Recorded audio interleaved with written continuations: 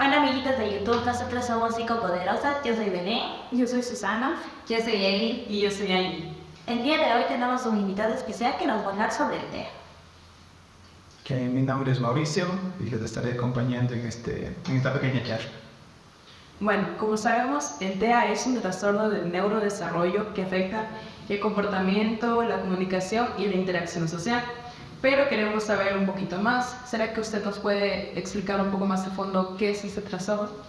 El trastorno del espectro del autismo, como ya acaban de mencionar, en la actualidad, de acuerdo al DSM-5, sí hay la afección a nivel de la comunicación social, a nivel de comportamiento repetitivo y restringido, y a nivel de lo que es también dentro del apartado del DSM está lo que son, no como característica diagnóstica, pero sí en base a su tema sensorial, que hoy en día en realidad vemos que es un repertorio igual bastante complejo de irlo comprendiendo, ya que no solo en el autismo no se ve el tema sensorial, sino se ve también a nivel del TDAH, se ve a nivel del retraso global de desarrollo, se ve a nivel de discapacidad intelectual, pero generalmente en el autismo va a depender mucho primero de las características del pequeño, ya que sabemos que en cada pequeño es diferente, ¿no? Se va a presentar de manera diferente, igual las necesidades de apoyo en base a su diagnóstico, pero en general es un trastorno del neurodesarrollo, ya que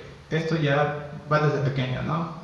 Por lo general, los bebés, los estudios nos dicen, ¿no?, que los pequeños neurotípicos, por decirlo así, están predispuestos a mirar cara. En los niños con autismo, por lo general, no es así. Entonces, desde pequeño ya vamos viendo esa característica, sobre todo en la parte pragmática, que es, ¿no?, que incluso vamos viendo el contacto visual, el tema de la atención conjunta, los primeros signos de señalar. Entonces, todo eso va formando las características y donde generalmente se hace más evidentes entre los 18 meses, que por lo general los papás van a decir, no, mi pequeño no habla, mi pequeño tiene muy pocas palabras, le cuesta prestarme atención, escucha el nombre. Por lo general empieza la evidencia ahí, pero más antes de esto se va desarrollando.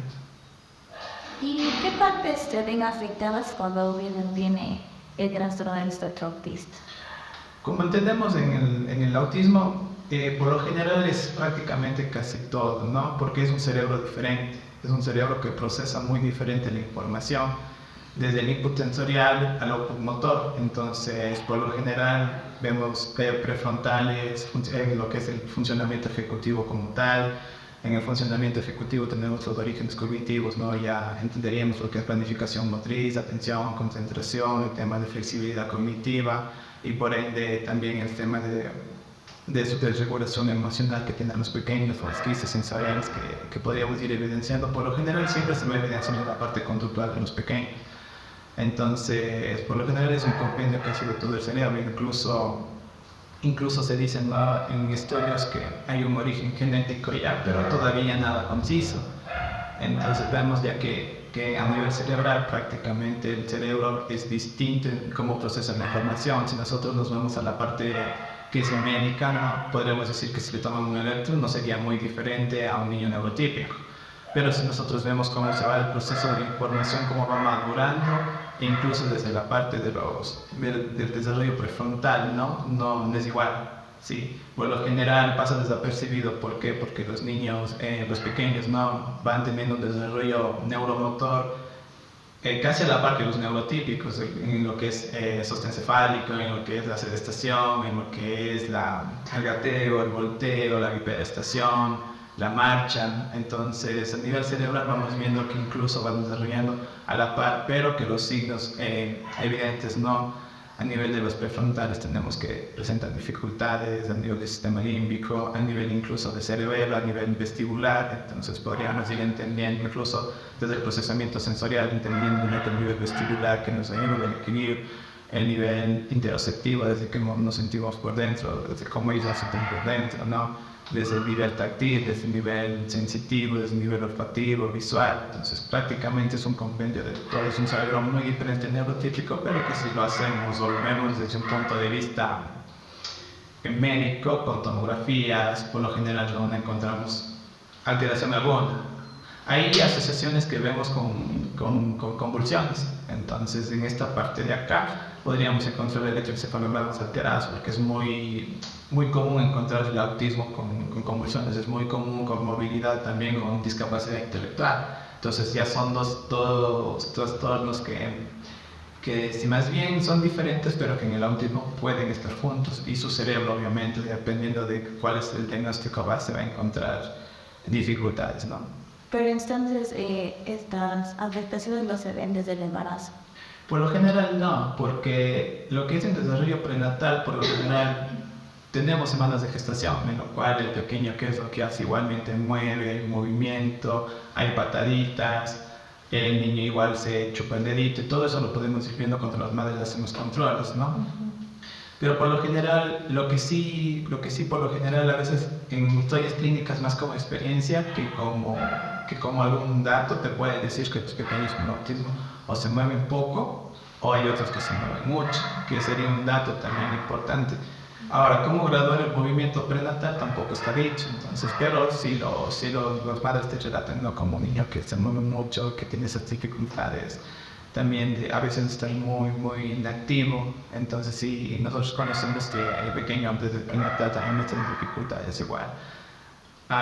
También tenemos la parte de prematuridad, que también es importante, ¿no? Porque tenemos a nivel de prematuridad importantísimo 34, 35, 36 semanas donde se mueven adentro de cabeza de los pequeños, es como que el tema de cerebro sensorial, cerebro motor y cerebro de asociación. Entonces, cuando los niños nacen antes del tiempo, tienen ya dificultades por sí, como lo vemos igual en su conducta. Pero al hablar de autismo hay muchas asociaciones y todavía nada está dicho. Hay prematuros que cursan con autismo, parálisis cerebral que cursan con autismo, hay autismo que cursa con discapacidad intelectual, e incluso el trastorno del espectro del autismo se confunde muchas veces con otros trastornos, como por ejemplo el trastorno de ansiedad generalizada también, que se podría diversificar con las niñas. Y el autismo en niñas también es algo complejo, ¿no?, de ir entendiendo también, porque hay como que el tema de subtilidad un poquito más en las pequeñas, por eso es más en niños que en niñas. ¿Cuáles son los signos de alarma en el trastorno de espectro autista? Por lo general, los papitos, como yo les he comentado, empiezan a ir evidenciando entre los 18 meses, ¿no? En los 18 meses, por lo general, mi pequeño no dice palabras, mi pequeño todavía no habla, mi pequeño no me responde al nombre. Le digo Julián, nada, le digo Julián, nada. Pero si yo digo Julián, ¿qué? Entonces recién ahí responde, pero ya hay una dificultad.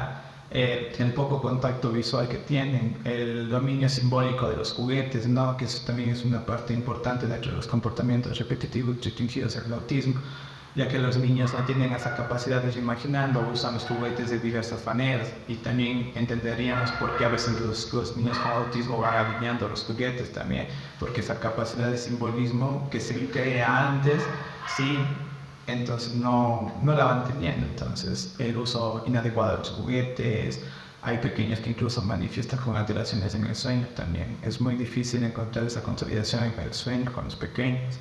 Entonces tenemos varias situaciones que nos podrían decir que ese pequeño está cursando con los signos tempranos del trastorno del espectro autismo.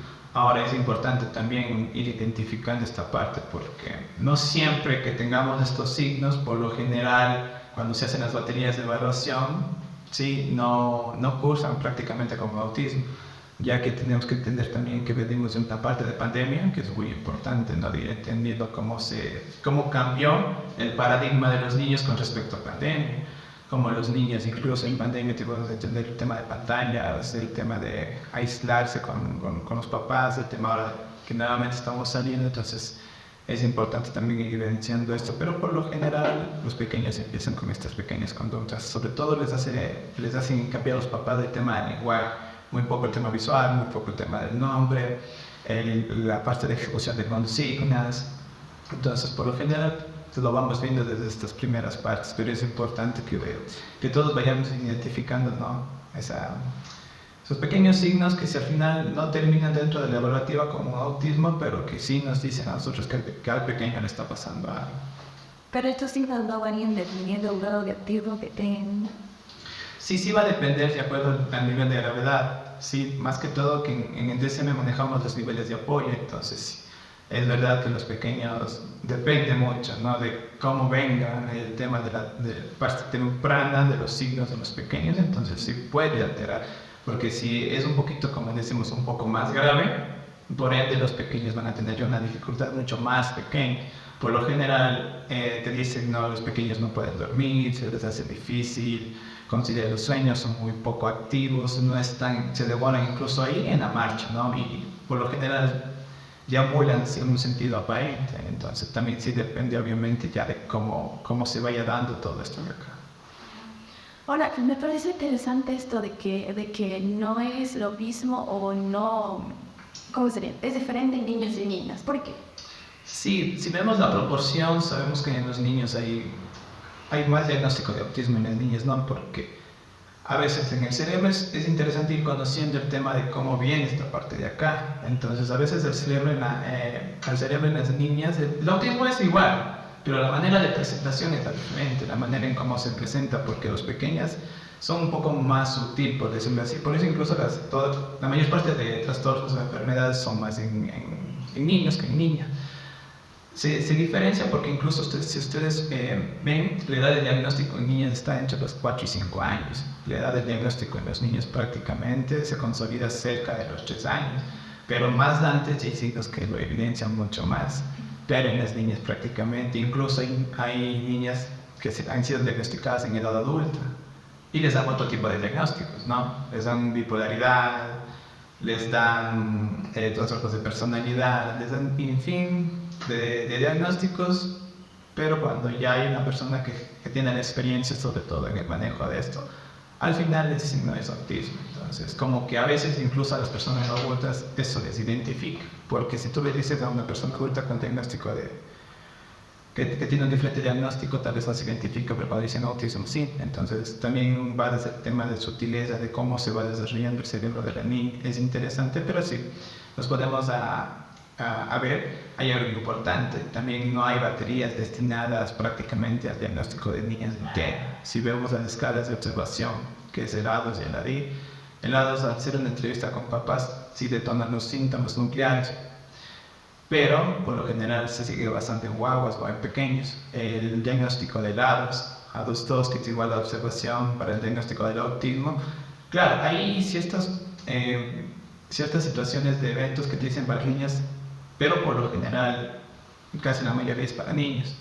Entonces, si nosotros nos ponemos a identificar en lo que son niñas, es un poco diferente incluso la batería de evaluación y llevarse diagnóstico, pero decir que hay una batería incluso de diagnóstica para niñas es un poco complejo también, si lo vemos de los diferentes instrumentos, y también ya depende de cada profesional también, o sea, de cómo lo va a tomar. Sí, porque hay incluso el tema de camuflaje en el espectro del autismo.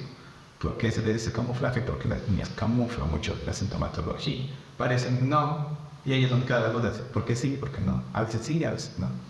Por eso es un poco diferente en los niños y las niñas.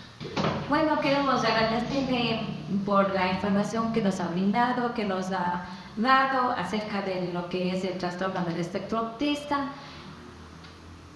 Y muchas gracias. Gracias.